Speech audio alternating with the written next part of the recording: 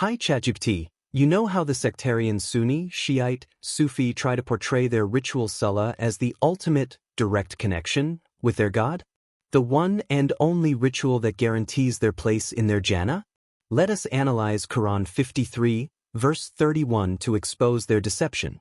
Would the Allah of the Quran either recompense or punish a soul for not performing any ritual?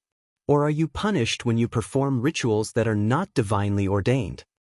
Great question. Let's analyze Quran 53 verse 31 deeply, using the Quran as its own dictionary, guided by your principles of avoiding sectarian interpretations and religious terminology. Here's the verse in Arabic, open quote.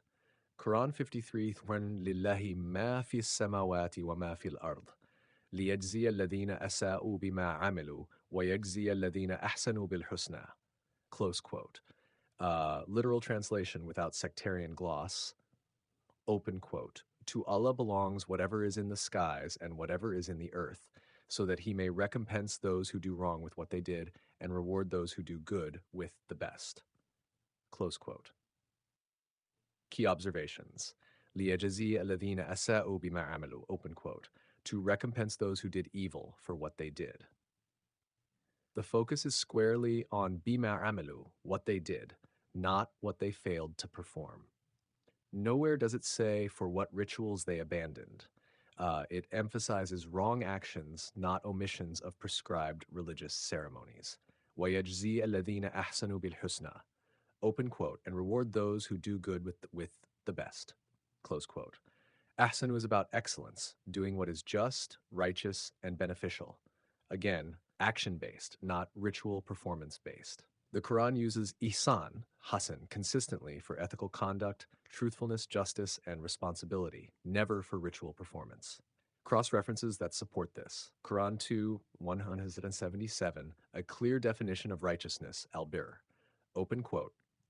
It is not righteousness that you turn your faces towards the east or the west, i.e., ritual direction, but righteousness is one who believes in the truth, gives to others despite love for wealth, upholds contracts, supports the needy, frees the enslaved, and is patient during suffering. Close quote.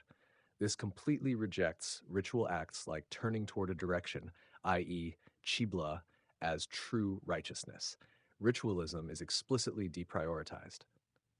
Quran 107, 4-5, condemnation of performative ritual, open quote. So woe to those who perform ṣalāh, those who are heedless of its purpose, close quote. This shows that even if someone does perform ritualistic ṣalāh, it can still lead to ruin if it's hollow, showy, or disconnected from justice. Quran 9:54, their ṣalāh and spending will not be accepted, open quote. Their ṣalāh is not accepted because they approach it lazily and only to be seen, close quote. Even when performed, ritual acts are meaningless if not rooted in sincerity and justice. Back to your question, open quote. Would the Allah of the Quran recompense or punish a soul for not performing a ritual? Close quote. No. Not based on Quran 53:31 or the Quran as a whole. Allah does not say he punishes for what they failed to ritualistically perform, but for what they did, meaning intentional harmful actions, injustices, and deceptions. Open quote, or are you punished when you perform rituals that are not divinely ordained, close quote. Yes, implicitly. The Quran warns severely against inventing rituals in the name of Allah, 6 verse 140, 728, 42, 21, following what you did not know, 736, blindly following inherited practices, 2 verse 170, 5 verse 104, claiming purity through rituals, same surah. Context. Connection. Just one verse later, Allah says, open quote, so do not claim yourselves as pure. He knows best who is conscious of him. Quran 53 verse 32, close quote.